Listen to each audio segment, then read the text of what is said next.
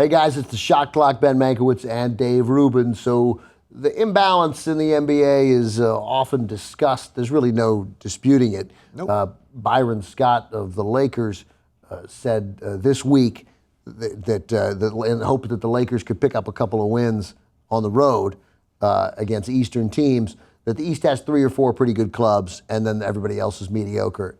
And this is the Lakers coach talking. He doesn't have a great sense of irony. He does not have a great sense of irony. Yeah. But he's not wrong. He's not wrong. And so there have been conversations about how to fix that, either to move teams from the East to the West, or teams, and then some teams from the West to the East. There are some teams in the middle of the country where that wouldn't be so geographically upsetting to do that. But that said, that strikes me as a temporary fix for a problem that eventually could rectify itself, although I don't think free agents are ever going to start flocking to Milwaukee and Toronto. I knew you were going to stick it till Milwaukee there. Nonetheless, but I didn't think free agents would start flocking to Cleveland. And so things change. So Mark Cuban, the owner of the Dallas Mavericks, has an idea that is at least being discussed among serious people. I don't know whether the NBA is considering, but Cuban's plan, according to ESPN, is this, to Tim McMahon of ESPN. In Cuban's plan, the Mavericks, Spurs, Rockets, and Pelicans move to the East. The Bulls, Pacers, Pistons, and Bucks move to the West.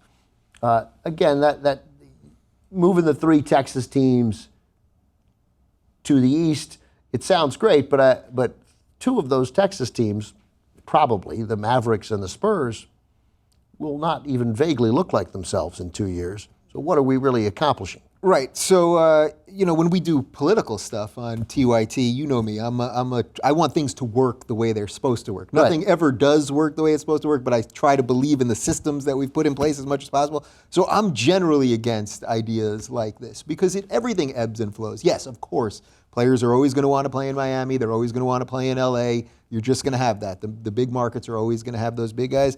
But as a general rule, it's worked. The league has pretty much worked. Yeah. And there's also been plenty of times where the East was stronger than the West. It's been a while, now. But there were plenty of, even in the 80s, it was pretty split, right? It was pretty split. Yeah, it doesn't, of course. So I think you fix this, but I think your original point, you fix this, and then for whatever reason, the NBA, it just takes one guy to move somewhere else to shift the whole team, and Cleveland's a great example of that. And if Kevin Durant leaves as a free agent and goes to Washington, and the Knicks fix their problem, well, then this problem is solved. And the Knicks will never fix their problem. Yeah, but that's sorry to our producer. That's a key thing. If you think of the NBA as having a signature franchise in LA, and then it's had this great run in Miami, and then signature franchise in New York, and then maybe you throw in the Bulls and the Celtics, arguably 3 of the most important franchises are already in the East.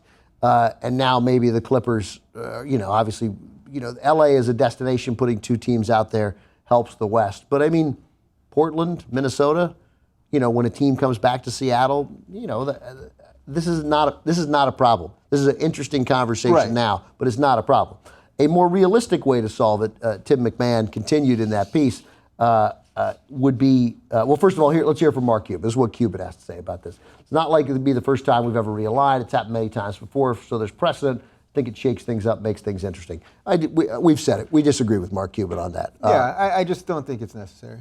So Tim McMahon of ESPN goes on. He says, Commissioner Silver has been receptive to ideas that would address the issue of the West being a significantly deeper, stronger conference than the East. One idea has been floated is to have a 16-team playoff bracket that does not take conferences into consideration.